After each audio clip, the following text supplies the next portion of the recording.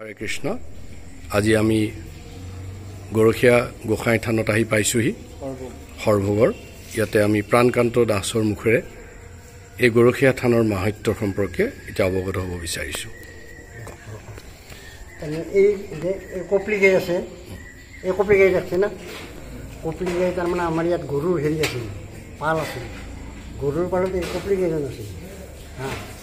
কপলি গাই ডেইলি পাৰৰ পাৰে যাই কিনে এটা নিজৰ ঠাইত তাৰমানে যোগদান কৰিছিল, ডেইলি ওলাই যোগদান কৰিছিল।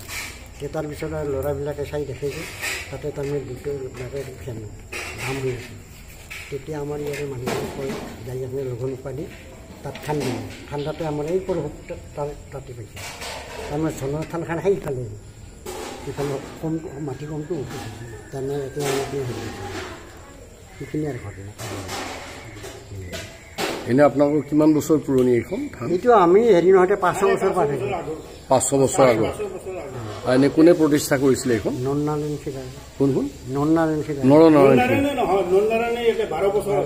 আছিলে। তাৰমানে আগত যেতিয়া সেই মোগলবিলাকৰ যেতিয়া যুদ্ধ হৈছিল তেতিয়া নৰনাৰায়ণ ৰজাই আহিল পিনে যে ইয়াতে মন্দিৰবিলাক বা কিবাবিলাক নষ্ট কৰিব, ভাঙি চিঙি। তেতিয়া নৰনাৰায়ণ ৰজাই আহি ইয়াতে 12 বছৰ আছিল। তাৰমানে কোচ ৰজা নৰনাৰায়ণ, কোচ ৰজা নৰনাৰায়ণ, নৰনাৰায়ণ ৰজা এই যে জানো চিলাৰায় নৰনাৰায়ণ, তেওঁৰ আগৰ তেওঁ আহি ইয়াতে মন্দিৰত 12 বছৰ।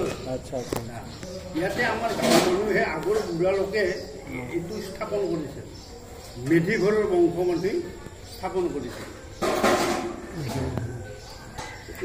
ইয়াত তাৰমানে আগত আৰু জাৰণি আছিলতো, এই জাৰণিৰ মাজত ইয়াৰে প্ৰত্যেক ঘৰৰে গৰু আছিল আগত।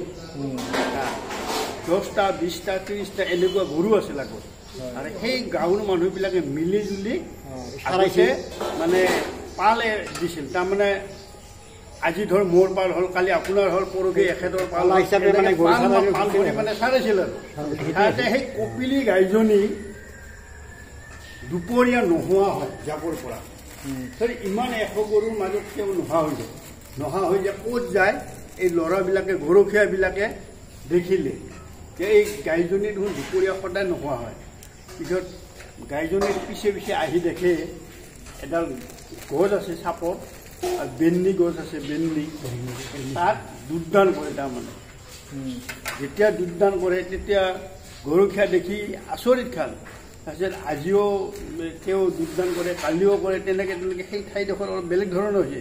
তেতিয়া তেওঁ গাঁৱত আহি প্ৰচাৰ কৰিলে যে অমুকৰ গাইজনীয়ে অমুক জেগাত যোগদান কৰে। তেতিয়া গাঁৱৰ মানুহবিলাকে চাবলৈ আহিলে, আহি দেখিলে হয় কথাটো। আহি দেখি যেতিয়া তেওঁলোকে দেখিলে তেতিয়া তেওঁলোকে আলোচনা কৰিলে যে নিশ্চয় ইয়াতে কিবা বস্তু এটা আছে। তেতিয়া লঘন উপাধি পেলাই প্ৰসাদ আগবঢ়াই সেই ঠাইডোখৰ খান্দিলে। খান্দাতে আমাৰ সেই লাইটৰ তলত যে আছে তেওঁ পালে, বিগ্ৰহটো পালে। পাই এই কাৰ বিগ্ৰহ হয়? শ্ৰীকৃষ্ণ, কৃষ্ণৰ বিগ্ৰহ। শ্ৰীকৃষ্ণ আৰু বলৰামো আছে। এই এতিয়া ঢাকি থোৱা আছে,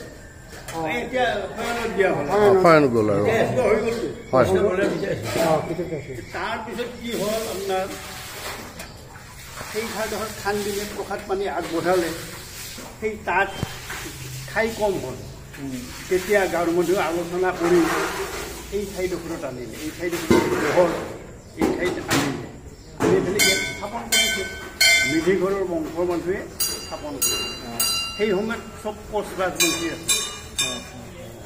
আজিকালি আমাৰ কমিটিত বহুত বেলেগ বেলেগ ধৰণৰ মানুহ আহিছে, কিন্তু আগত সেই সময়ত খালি কোচ ৰাজবংশীৰ মানুহে